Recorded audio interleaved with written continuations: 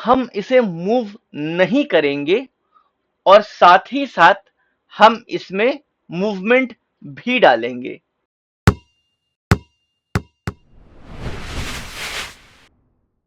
Hello friends, तो कैसे हैं आप सब?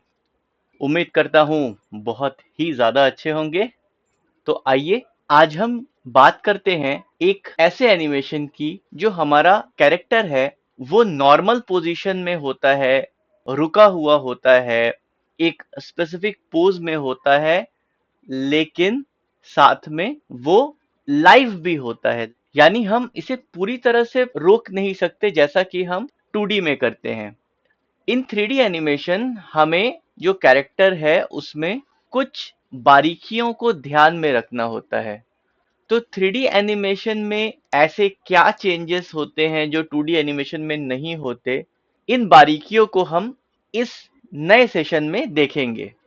तो बेसिकली 2D एनिमेशन की जब हम बात करते हैं तो जब हमारा कोई कैरेक्टर होल्ड पोजीशन में होता है तो उस होल्ड पोजीशन में हमें कई बार उसमें बहुत ज्यादा मूवमेंट नहीं डालना होता। यानी उसे अगर हम स्टिल भी रखते हैं तो हमारे सीन में बहुत ज्यादा इफेक्ट नहीं होता है। वेयर एज जब हम बात करते हैं 3D की तो हम किसी कैरेक्टर को पूरी तरह से रोक नहीं सकते, यानी उसमें हम ऐसा नहीं कर सकते कि हम उसमें कोई भी मूवमेंट ना डालें। जी हाँ दोस्तों, तो हम बात कर रहे हैं होल्ड एनिमेशन की। ये होल्ड कई तरह का होता है, जिसमें एक तो है हमारा मूविंग होल्ड। तो फिलहाल मैं मूविंग होल्ड को आगे कवर करूंगा। अभी जिस एनिमेशन की बात कर रहे हैं वो है होल्ड। तो मान लीजिए कि अब मैंने अपने कैरेक्टर को ए पोज या टी पोज से एक नॉर्मल पोज यानी इस पोज में मैंने रखा हुआ है। ये एक गॉब्लिन का कैरेक्टर है। इसका लिंक मैं डिस्क्रिप्शन में डाल दूंगा। अगर आपको भी ये रिग चाहिए, ये फ्रीवेयर है, आप इसे वहां से डाउनलोड कर सकते हैं। तो आइए देखते हैं हम कैसे बनाते हैं कोई होल्ड एनिमेशन को और इसमें हमें क्या बारीकियों को ध्यान में रखना होता है। तो शुरू करते हैं आज का सेशन। तो सबसे पहले जिस चीज की हम बात करते हैं वो है सीओजी यानी centre of gravity of any model. तो आप यहां देख सकते हैं कि ये हमारा जो कंट्रोलर है वो बेसिकली इस ऑब्जेक्ट का सीओजी है। यानी हम इसे मूव अगर करें तो हमारा पूरा कैरेक्टर नॉर्मली अपने पेल्विस से मूव कर रहा है। तो हम इसे मूव नहीं करेंगे और साथ ही साथ हम इसमें मूवमेंट भी डालेंगे। तो आइए देखते हैं ऐसा कॉन्ट्राडिक्शन हम कैसे क्रिएट करते हैं। सो ये एनिमेशन जो हमारा है ये 24 एफपीएस का है। मैं मान के चलता हूं ये मैं 48 या 24 जैसी आपकी इच्छा हो या जैसी एनिमेशन की रिक्वायरमेंट हो मैं कहूं, आप उस हिसाब से रख सकते हैं। सो लेट्स सपोज कि ये हमारा एक्स रोटेशन है, ये हमारा जेड रोटेशन है और ये हमारा वाई रोटेशन है।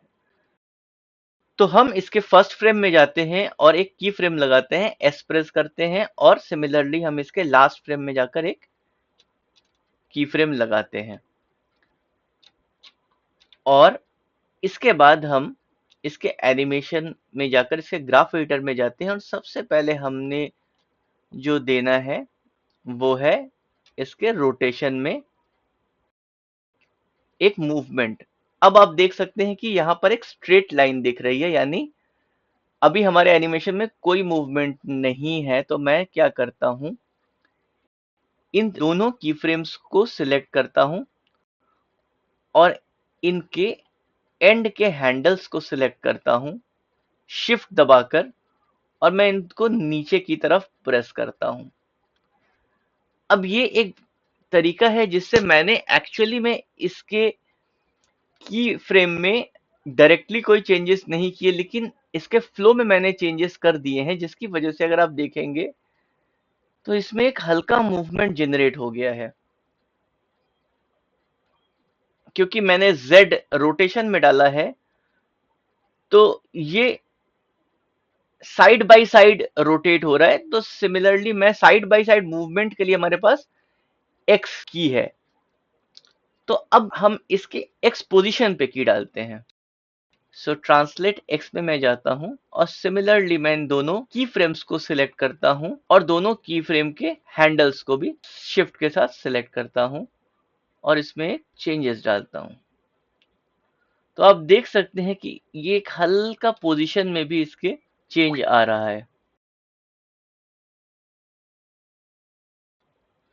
अब मैं इस चेंजेस में थोड़ा सा और वैल्यू ऐड करता हूं ताकि इसकी शिफ्टिंग जो है थोड़ी सी ज्यादा हो।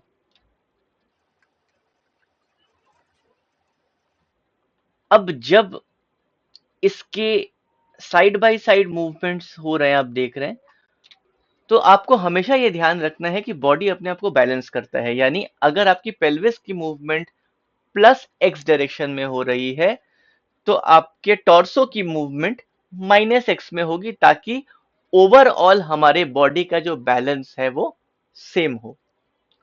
तो आइए टॉर्सो पे हम अपना एक की लगाते हैं। सिमिलरली फर्स्ट और लास्ट फ्रेम पर हम कीज ऐड करते हैं और कीज ऐड करने के बाद इनके जेड रोटेशंस पे भी हम कीज लगाते हैं। तो रोटेट जेड में हम आते हैं एंड बिल्कुल प्रीवियस जो हमारे तरीके है उससे हमने यहाँ पर इसमें डेविएशन ला दिया। तो आप देख सकते हैं कि जो हमारा बॉडी है ये अपने आप को बैलेंस पोजीशन पे लेकर आया है। अब यही सेम जो काम है ये हम इसके एक्स में करते हैं। सो हम इसके एक्स रोटेशन में जाते हैं और इसके एक्स रोटेशन में हम ये डेविएशन क्रिएट करते हैं।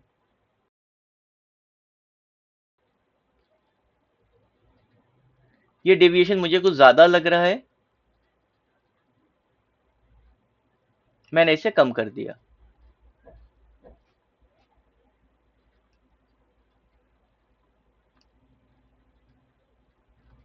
नाउ अब सेम इसका उल्टा हम इसके सीओजी यानी पेल्विस में करते हैं।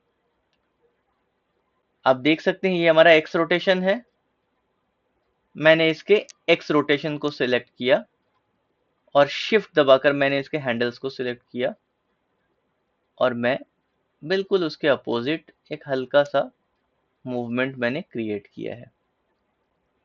ये उसकी दिशा में हो गया है, मुझे इसको फ्लिप करना है। तो हमने इसका डेविएशन क्रिएट किया जिससे जो आपकी बॉडी है, अगर आपको यहाँ पर आप ध्यान से देखें तो जो हमारा रोटेशन है आगे पीछे ये भी नॉर्मली सेटल हो गया है। अब हम अपने टॉर्सो से ऊपर की तरफ यानी उसके हेड के मूवमेंट की तरफ जाते हैं और यहाँ पर भी दो कीज लगाते हैं और सिमिलर तरीके से यहाँ का रोटेशन हमारा एक्स रोटेशन है,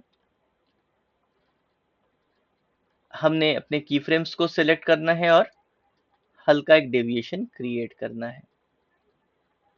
बिल्कुल हमें बैलेंस करना है। अभी अगर आप देखें तो मोर ओवर जो हमारा हेड का मूवमेंट है वो अलाइंड है हमारे सीओजी के मूवमेंट के साथ। मैं इसके टेल के एनिमेशन में भी यही सिमिलर चीज ऐड करूंगा जैसा मैंने हेड में किया है। मैंने दो कीज लगाई और जब ये नीचे को जा रहा है सो ये ऊपर की तरफ जाएगा। सो हम यहाँ पर अगेन रोटेट एक्स को देखेंगे और इनके हैंडल्स को सिलेक्ट करके एक हल्की सी वैल्यू डालेंगे। हम चेक करेंगे कि ये अलाइन है या नहीं।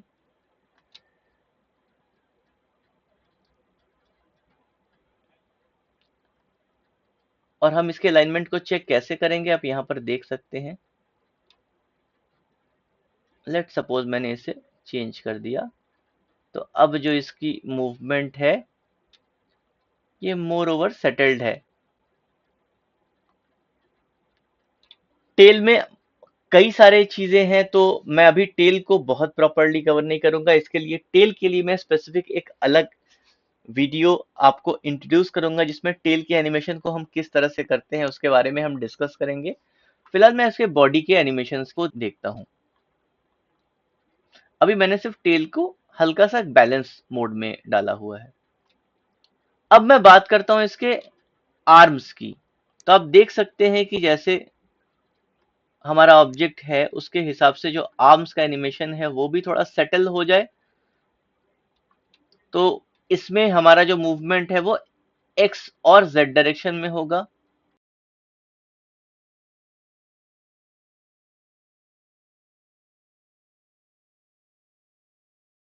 तो आइए हम अलाइन करते हैं अपने हैंड को इस एनिमेशन के साथ। अगेन हम एक्स डायरेक्शन की बात कर रहे हैं, तो हमने फ्रेम क्लिक कर लिया और हमने इसकी एक्स में एक मूवमेंट डाल दिया।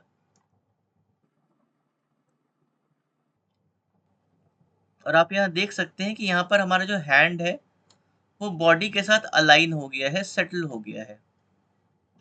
पहले ये मूवमेंट कुछ नॉर्मल नहीं था, अब क्या है, ये बॉडी के अकॉर्डिंग अलाइन है।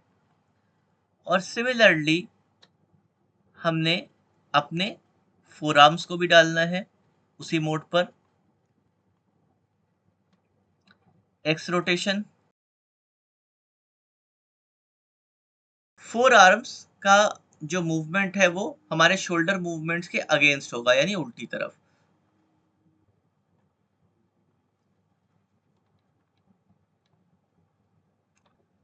सिमिलरली हम अपने राइट आर्म और राइट फोर आर्म के एनिमेशन को भी कवर करेंगे।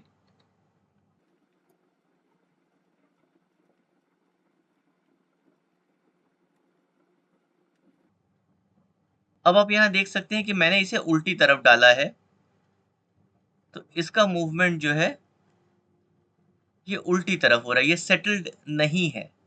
तो हमने क्या करना है, इसे इसके उल्टी तरफ ले जाना है ताकि ये सेटल्ड हो।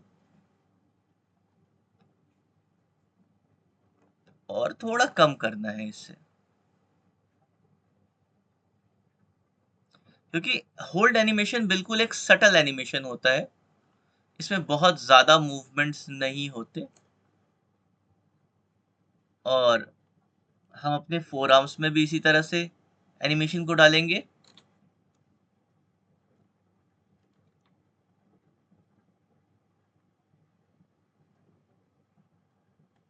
थोड़ा और सटल मूवमेंट।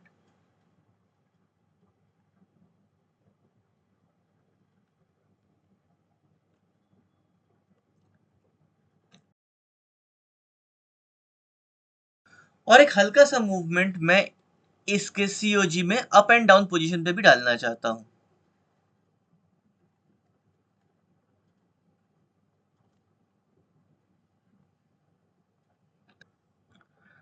तो यहां आप देख सकते हैं कि जो हमारा कैरेक्टर है वो अभी भी सेम पोजीशन में होते हुए एक बहुत हल्की सी मूवमेंट कर रहा है।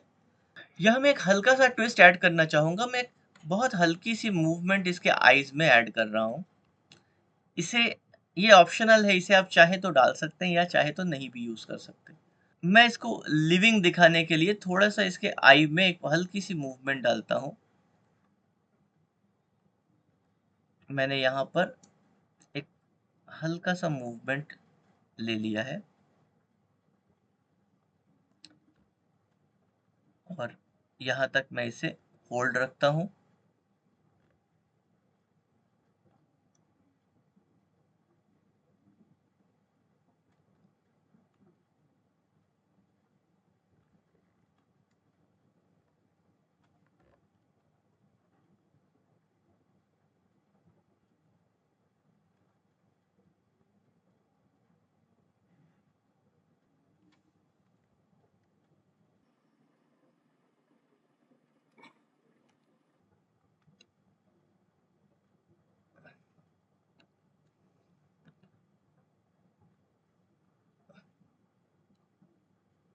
और इसके पिछले सेशन में मैंने जो आई ब्लिंक डाला था वो आई ब्लिंक में यहाँ पर ऐड कर रहा हूँ, लेकिन पूरी तरह से नहीं, मैं हाफ ब्लिंक यहाँ डाल रहा हूँ।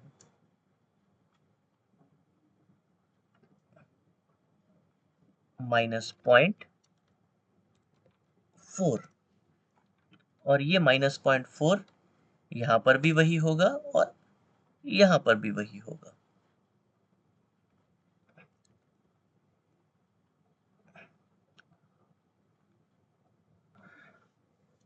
तो आप देख सकते हैं कि हमारा बहुत बेसिक लेवल का होल्ड आपको यहाँ दिख रहा है।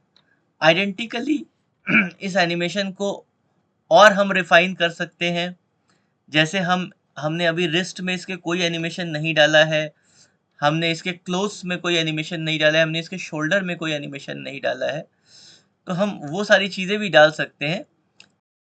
पर मोर ओवर जो मैसेज मुझे इस ट्यूटोरियल के माध्यम से देना था, आई होप आप काफ़ी हद तक वो मैसेज समझ चुके हैं कि जो हमारा होल्ड एनिमेशन है वो क्या है एग्जैक्टली और ये किस तरह से टेक प्लेस करता है। ये हमारा आज का सेशन का मेन फोकस था। अगर आपको मेरा ये ट्यूटोरियल पसंद आया तो आप हमें कमेंट के ज़रिए बता सकते हैं, या अगर आपकी कोई और क्वेरी है तो आप उसे भी कमेंट के थ्रू शेयर कर सकते हैं। मिलते हैं हम अपने नेक्स्ट वीडियो में और डिटेल्ड कुछ एनिमेशंस के साथ। तब तक के लिए आप ख्याल रखें अपना, अपनों का और हमारे समाज का। धन्यवाद।